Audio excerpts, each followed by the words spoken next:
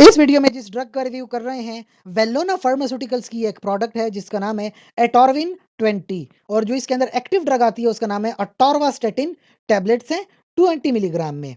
ठीक है, अटॉर्वास्टेटिन या अटॉर्विन उन लोगों को प्रेस्क्राइब होती है जो मोटापे का शिकार है, साथ ही साथ उनका कोलेस्ट्रॉल लेवल इतना ज़्यादा बढ़ गया है कि अब उनको ब्लड प्रेशर का मसला हो गया है और उनके हार्ट पे बड़ा दबाव आना शुरू हो गया है, जिससे उनकी प्रॉब्लम्स बढ़ रही हैं, हार्ट की प्रॉब्लम्स बढ़ रही हैं।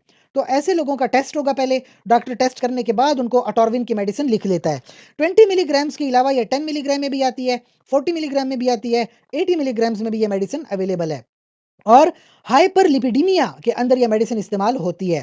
देखिए, जो लिपिड्स होते हैं ना, उनकी मैं मिसाल देना चाहूँगा। जैसे कि कोलेस्ट्रॉल एक तरह का लिपिड है, जैसे कि ट्राइग्लिसराइड्स एक तरह के लिपिड्स हैं, जैसे कि आपके पास एलडीएल एक तरह के लिपिड्स हैं। तो ये जो लिपिड्स हैं ना, ये नॉर्मली किन लोगों में बढ़ जाते हैं? जो लोग बड़ा गोश्त खाने खाने के शौकीन हैं, चर्बी बहुत ज़्यादा खाती हैं, तेल में तली हुई चीज़ें खाते हैं, घी में तली हुई चीज़ें खाते हैं, उनको ये बड़ी पसंद है ये चीज़ें।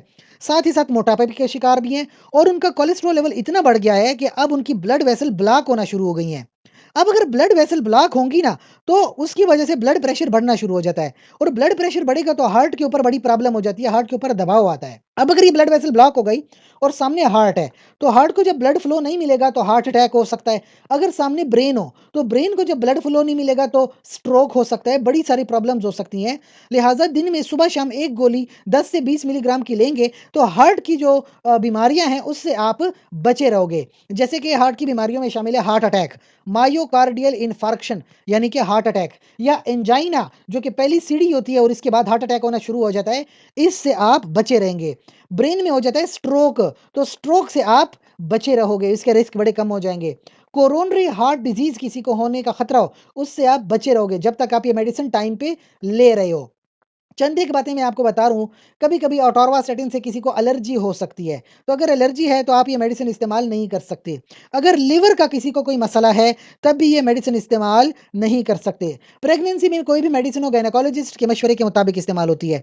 बाकी अटॉर्वास्टेटिन से लोगों को डायरिया हो जाता है, तो अगर किसी को डायरिया का मसला हो रहा है, तो पहले तो डॉक्टर से मशवरा कीजिए। अगर तो आपका डायरिया बहुत ज़्यादा बढ़ गया है, तो जिस तरह डॉक्टर मशवरा दे उसकी हिदायत के मुताबिक इस्तेमाल करें। इसके अलावा अगर आपका कोई सवाल है तो कमेंट सेक्शन में पूछिए। जाते-जाते आपसे गुज़ारिश है, चैनल को लाइक करें, कमेंट करें, शेयर करें, सब्सक्राइब कर लें। शुक्रिया।